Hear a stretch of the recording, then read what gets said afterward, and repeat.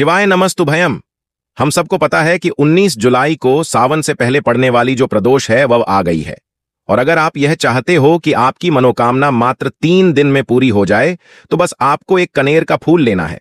छोटा सा उपाय करिएगा, आपकी वर्षों पुरानी सारी मनोकामना मात्र 3 दिन में पूरी जरूर होगी, जो कि पूज्य गुरुजी की कथा से सुन के बहुत अच्छे से आपको समझाऊं।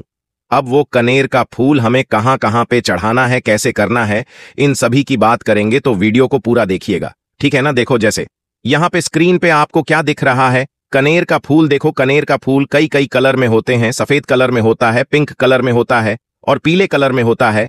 हमें किसी और कलर का नहीं लेना, आपको एक कनेर का फूल लेना है। ये जो मौसम चल रहा है, वेदर है, इसमें कनेर का फूल आसानी से आपको मिल जाएगा, ठीक है ना। एक कनेर का फूल लेना, उसको लेके महादेव के शिवलिंग के पास जाना। अब मेरी बात ध्यान से सुनिए, आपको पता होगा महादेव का पूरा परिवार शिवलिंग के ऊपर ही विराजमान है। पता है आपके पास में जो एक कनेर का पुष्प है, फूल है, उसे हमें 5 स्थान पे टच कराना है। लेकिन नियम समझिए, वो 5 स्थान कौन कौन से हैं। सबसे पहला स्थान होना चाहिए भगवान गणेश का स्थान, विघ्नहर्ता। भगवान गणेश के स्थान पे कनेर के फूल को टच कराना, ठीक है ना।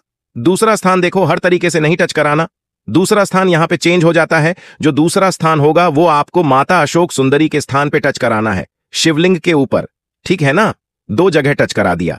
तीसरी जगह आपको टच कराना है माता के कटी भाग पे, जिसको हम लोग हस्तकमल भी बोलते हैं। अब जो 2 जगह आपको बताने जा रहा हूं, वो मेरी बात बहुत ध्यान से सुनिए। जब भी हम महादेव के शिवलिंग के पास जाते हैं, उनके शिवलिंग के ऊपर इस तरीके से एक मटका लटका होता है, जिसमें से बूंद बूंद करके पानी टपकता है और महादेव के शिवलिंग के ऊपर गिरता है। पता है आपको, तो 3 जगह तो आपने यहां पे टच करा दिया, समर्पित कर दिया। अब जो चौथी जगह आपको टच करानी है, जो मटका लटका हुआ होता है शिवलिंग के ऊपर, चौथी जगह उस कनेर के फूल को वहां पे टच कराएंगे। और लास्ट में जो भी आपकी कामना हो, जो भी आपके विशेष हो, महादेव के शिवलिंग के पास में जो त्रिशूल लगा हुआ होता है, उस त्रिशूल पर टच करा करके और महादेव के शिवलिंग के ऊपर अगर आप रख देते हैं उस कनेर के फूल को, आपकी वर्षों पुरानी सारी मनोकामना पूरी जरूर होती है। अब यहां पे एक चीज का विशेष ध्यान दीजिएगा, हमें 5 कनेर के फूल को अलग अलग नहीं लेना, एक ही कनेर के फूल को लेना है। और कहीं पे भी उस कनेर के फूल को रखना नहीं है, चाहे भगवान गणेश का स्थान हो, माता अशोक सुंदरी हो, कलश हो, त्रिशूल हो, कहीं रखना नहीं है। सिर्फ आपको टच कराते हुए जाना है। रखना कहां पे है, जब आप हर जगह पे टच करा दें तो लास्ट में महादेव के शिवलिंग के ऊपर उस कनेर के फूल को समर्पित करके एक लोटा शुद्ध जल तांबे के लोटे से श्री शिवाय नमस्तुभ्यम का जप करते हुए समर्पित करिएगा, ठीक है ना। करके देखेंगे, आपकी वर्षों पुरानी जो भी मनोकामनाएं होंगी, जो भी विशेष होंगी, वो महादेव पूरी जरूर कर देंगे, ठीक है ना। तो यहां पे हम सभी लोगों ने पहले उपाय की बात की। आगे बढ़ते हैं इस वीडियो के, हम लोग अपने दूसरे उपाय की तरफ, जो कि सावन से पहले पड़ने वाली प्रदोष पे से हमें करना चाहिए, जिससे हमारा आने वाली जो सिचुएशन हो, हमारे घर की, परिवार की, वो हमेशा अच्छी बनी रहे, ठीक है ना।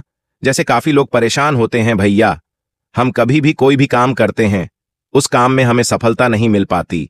हम कुछ भी कर लें, कितना भी अच्छा कर लें, कितना भी किसी के लिए अच्छा सोच लें, लेकिन हमारे साथ उल्टा ही होता है। तो आपको इस उपाय को करना होगा, ठीक है ना। क्या करिएगा, जैसे यहां पे आप सभी को क्या दिख रहा होगा, जल दिख रहा है, मतलब 2 पात्र दिख रहा है। आपको भी अपने ही घर से लेना है। 2 पात्र जरूरी नहीं है कि जो चीजें मैं दिखा रहा हूं वैसे ही लो। घर से कोई सा भी कैसा भी पात्र ले सकते हो, बस आप उसमें पानी को रख सके, ठीक है ना। और 2 के दोनों पात्रों में आपको जल भरना है अपने घर से। और कोशिश करेंगे कि अगर आपके घर में गंगा जल है तो आपको थोड़ा थोड़ा गंगा जल उस कलश के अंदर डाल देना, ठीक है ना। ले लिया 2 कलश, इसमें पानी भी घर से भरेंगे और उसके बाद में साथ ही साथ आपको लेना होगा एक कनेर का फूल फिर से लेना है, ठीक है ना। मैंने आपको बताया जो वेदर चल रहा है, मौसम है, इसमें इजीली आपको कनेर का फूल मिल जाएगा। तो कोई भी एक कनेर का फूल लेना, उसको लेके महादेव के शिवलिंग के पास जाइएगा। सुबह से लेकर के शाम तक के टाइम पे कभी भी जाएं, फेस रखना होगा, लेकिन उत्तर दिशा, नॉर्थ डायरेक्शन, जो आपकी कामना है, जो आपके विशेष हैं, जो बहुत दिनों से अधूरी हैं। सबसे पहले उस कनेर के पुष्प को माता के हस्त कमल पर, जिसे हम लोग मां पार्वती का स्थान बोलते हैं, कट भाग पे एक बार टच कराएंगे और टच कराने के बाद में वही कनेर का फूल महादेव के शिवलिंग के ऊपर समर्पित करने के बाद में जो आपके पास में 2 लोटा जल है उसको एक साथ अपने हाथों में लेकर के एक साथ महादेव के शिवलिंग के ऊपर कुंदकेश्वर महादेव के नाम से जो भी आपके लाइफ के आपके जीवन के कष्ट होंगे उन कष्टों का ध्यान करते हुए स्मरण करते हुए आपको समर्पित करना। अब यहां पे एक चीज का ध्यान रखिएगा, जब कनेर के पुष्प के ऊपर आप जल को समर्पित करेंगे जल बहता हुआ जलाधारी से नीचे आएगा। इस जल का आचमन भूल कर भी आपको नहीं करना, इस चीज का विशेष ध्यान दीजिए। क्योंकि कनेर के पुष्प में क्या होता है, जहर होता है और आपको जहर सिर्फ महादेव को समर्पित करना है, आपको उसके जल का आचमन नहीं करना, ठीक है ना। बाकी इस जल को रोक करके आप अपने घर पर लेके जाएं, जितने भी कमरे हो थोड़ा थोड़ा छींटा हर कमरे में आपको डाल देना है। जो नेगेटिव एनर्जी होगी जिस कारण से आपकी कोई भी कमी रुक रही होगी वो सारी समस्याएं खत्म जरूर हो जाएंगी, ठीक है ना, करिएगा। तो यहां पे हम लोगों ने 2 उपाय की बात कर ली है, आगे बढ़ते हैं। इस वीडियो के हम लोग अपने तीसरे उपाय की तरफ, जो कि सावन के पहले पड़ने वाली प्रदोष पे आपको करना चाहिए, लेकिन इसके क्या फायदा और कैसे करना है मैं आपको तब बताऊंगा जब आप सभी लोग करेंगे। वीडियो को लाइक और मेरे जितने भी भाई बहन आवाज मेरी पहली बार सुन रहे हैं चैनल को जरूर सब्सक्राइब करिएगा, ठीक है ना। देखो, सबसे पहले समझने की कोशिश करते हैं कि इस उपाय के आपको फायदे क्या होंगे।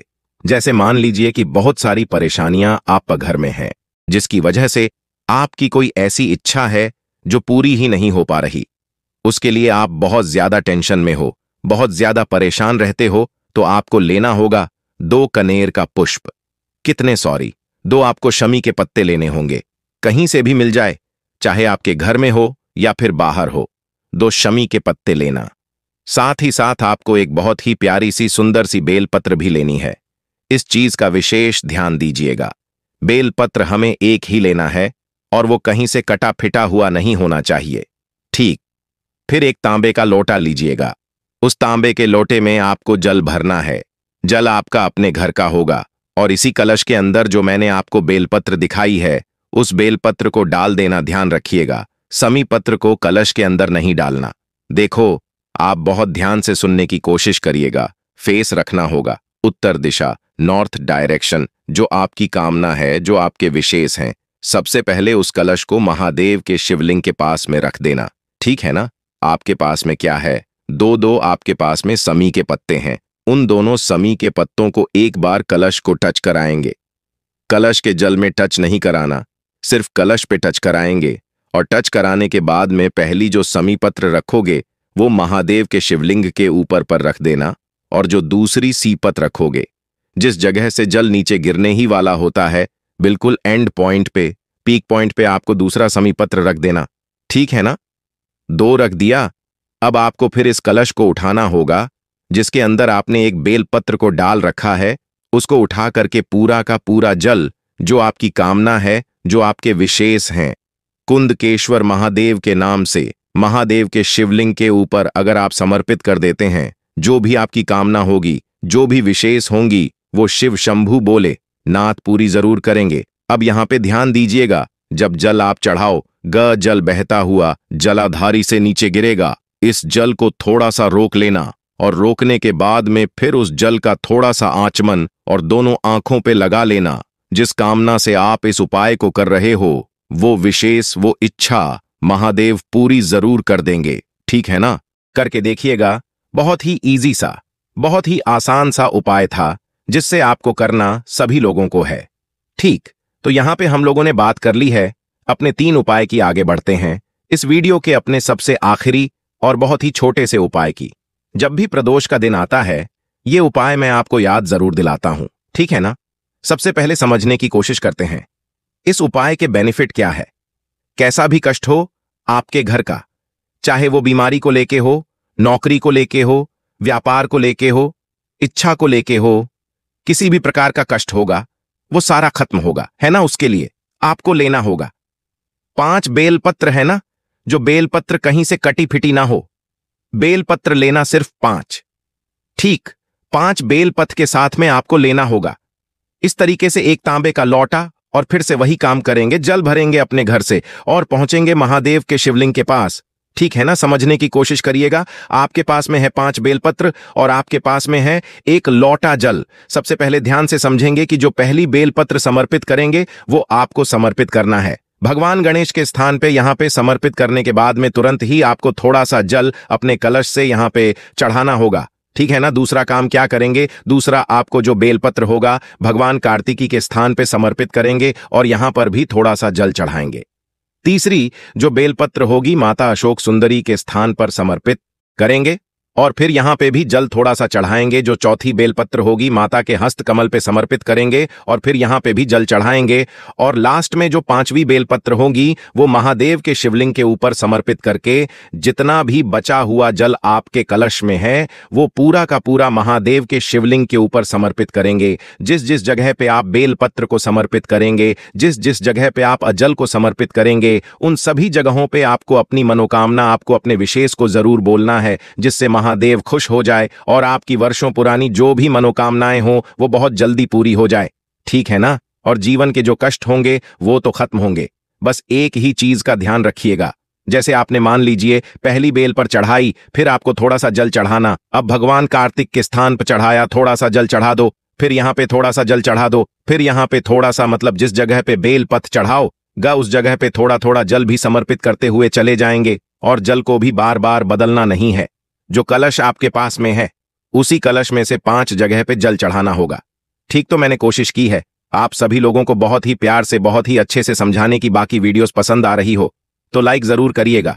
कुछ पूछना है, नहीं समझ में आया तो उसके लिए बिल्कुल परेशान ना हो, नीचे कमेंट सेक्शन में पूछिए। मैं पूरी कोशिश करूंगा आप सभी को रिप्लाई करने की। बाकी मेरे जितने भी भाई बहन मेरी आवाज पहली बार सुन रहे हैं, चैनल को जरूर सब्सक्राइब करेंगे। और हाँ, अगर आपको मुझसे बातें करनी है फोन पे या फिर